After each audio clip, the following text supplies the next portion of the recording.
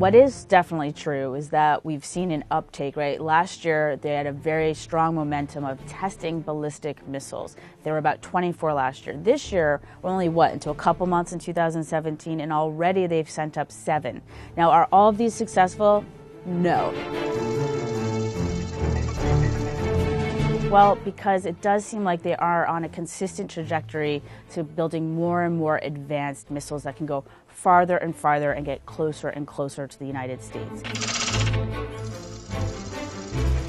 Absolutely not. So that's another kind of misconception that's out there. It's not like they just suddenly started making missiles to attack us. That's completely incorrect.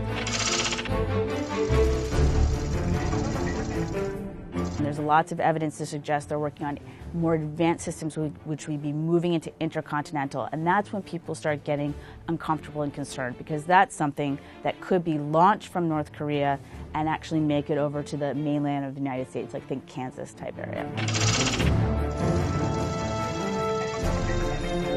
We believe is that there's about 1,000 missiles in the North Korean sort of arsenal, right? But these are not all missiles that can reach the United States. We need to be very, very clear about this. There's a range, there's about 4 different types, and we can break those down for you. Not all of them, like I said, can reach the United States, so let me explain why. So the first one is a short-range missile, and that can go about 1,000 kilometers or less. Now, what can these missiles do? They can deliver conventional warheads, but they could be armed with things like biological, chemical, and nuclear capabilities. The missile doesn't have to get all the way across the globe to the United States to cause harm to American citizens. Keep in mind that we have a lot of military stationed out there. We have military in South Korea, we have military in Japan, and that's over 50,000 people. I mean, sometimes we have as many as 80,000 Americans stationed out there. The second type is a medium range, and that can go between, there's varying estimates, right, but people place them at about 1,000 to 3,000 kilometers. With this sort of range, it would be able to target U.S. military bases in Guam.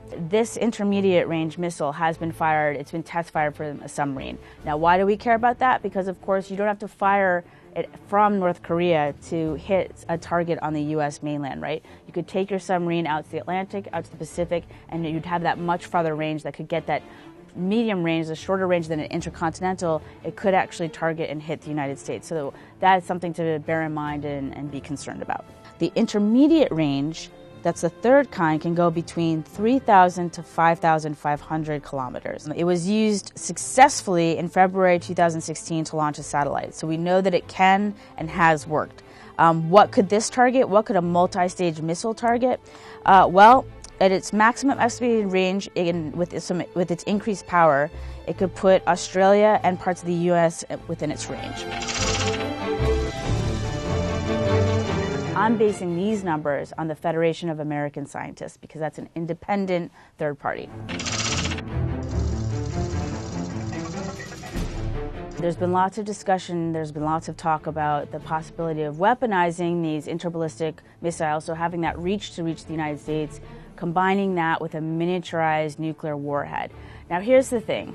I think at this point, in my opinion, it's a lot more about messaging and a lot less about actual capability, because technically it's very difficult to miniaturize a warhead and get it onto an intercontinental ballistic missile.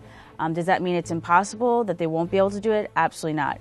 Do we know that they have the intention? Yes, they've made that clear publicly, and we know that they're working on that program. Is it there yet? No. So I don't think that's an immediate concern, but it's certainly something to watch. The thing to really note here is that it's messaging, right? North Korea has sent a very clear message that they are determined to create a weapon that would be able to deliver a nuclear weapon on U.S. soil. So it's a very clear message that they're sending the United States right now.